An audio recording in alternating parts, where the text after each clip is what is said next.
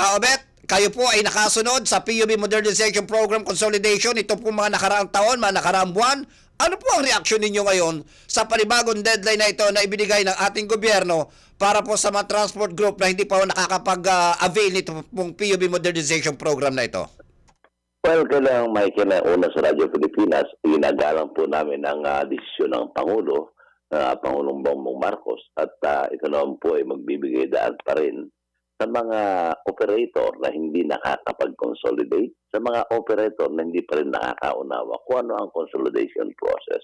Sapagkat itong tatlong buwan ito ay kailangan gawin ng lahat ng DOTR, ng LTFRB, ang konsultasyon sa mga ruta o mga namumupamuna ng mga jeepney na hindi pa nakakaunawa kung ano ba ang consultation, ano ba ang PUBMP. Alam mo kaibigang Michael, marami kasi na-misled sa ginawa nitong dalawang grupo nito na mali ang kanilang pinapaliwanag sa mga hanay ng operator na affected dito sa consolidation.